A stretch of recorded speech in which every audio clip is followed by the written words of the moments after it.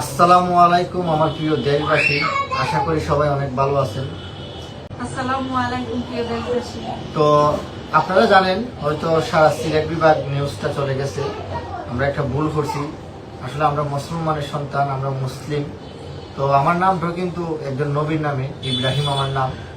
তো আসলে আমি সত্য ভুল করছি।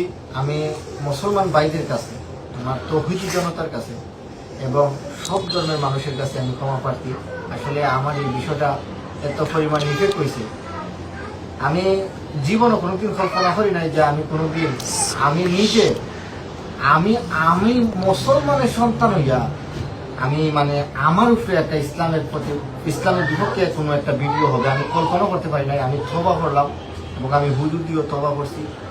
আমি আর জীবনে যত মাত আমি বাচ্চা থাকবো, আমি তো আমার পাপের প্রায়শ্চিত্ত পাইছি। আমার উপরে অলরেডি মামলা হয়েছে এবং আমার উপরে এফআইআরও হয়েছে মামলা। তো ইনশাল্লাহ আমি আইনের কাছ থেকে অবশ্যই আমি আইনের উপরে আমি আইনের প্রতি আমি শ্রদ্ধাশীল। আমি আইনের বিচার আমি অবশ্যই গ্রহণ করব। তবে এর আগে আমি আবারও সবার কাছে আমি ক্ষমা চেয়ে নিতেছি। আপনারা আমার চোখ খুলে দিয়েছেন। চুনারুঘাট তৌহিদি জনতাকে ধন্যবাদ। আমার ভাইয়ের সাথে আমার একজন ভাইয়ের সাথে আমার যোগাযোগ হয়েছে। তো আমি সবার সাথে দেখা করবো, আমি চুনারুঘাটের সমস্ত তৌহিদি জনতার সাথে দেখা করবো। একটা জিনিস তারা আমার ভুল ধরাই দিছে, আসলে আমি ভুল করছি। আমরা সবাই ক্ষমা করে দিবেন, ইসলামিক জ্ঞান আমাদের কম। আমি ভুল করছি, আমি আবারও বলতেছি আমি ভুল করছি। ক্ষমা করে দেওয়া একটা মহৎ কাজ।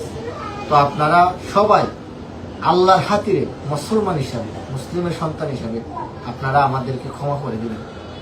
আর আপনারা তো অনেক ভিডিও আপনারা ভিউ খামাইতেছেন, ভিডিও পাবলিশ করে। আমি আমার ভাইদেরকে বলবো, আমি আমার ভাইদের পাওয়ায় হাত দিয়ে বলবো, ভাই বিভ্রান্তমূলক পোস্টটা করবেন না। কেননা আজকে আপনাদের এই বিভ্রান্তমূলক পোস্ট দেখে অনেক কন্টেন্ট ক্রিয়েটর চাইবে এরকম ভুল করে ভাইরাল হইতো।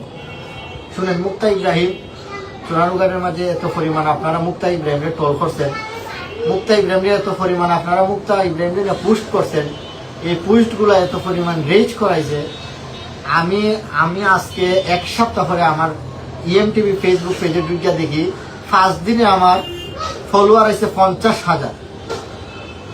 5 দিনে আপনারা এত পরিমাণ রেজ করেছেন। আমি বলবো ভাই বিভ্রান্তিমূলক পোস্ট কেউরই করবেন না। কেননা আপনারা বিভ্রান্তমূলক পোস্ট করে অযথা আপনাদের তো রেজ হয়, যারা এই কাজগুলো করে তাদেরকে আপনারা আরো দিন দিন উপরে তুলে দেন। ভাই যত যে ইসলামিক বিষয় আমি ক্ষমা চাইতেছি ভাই, প্লিজ ভাই সবার কাছে অনুরোধ, আমার মিডিয়া কর্মী ভাইদের কাছে বিভ্রান্তমূলক পোস্ট আর করবেন না ভাই। যত আপনারা আমাদেরকে আইনের আশ্রয় দেওয়াইছেন বা আইনের সম্মুখীন করছেন, আমরা আইনের আমারও দেখা যায় নি দেখুন।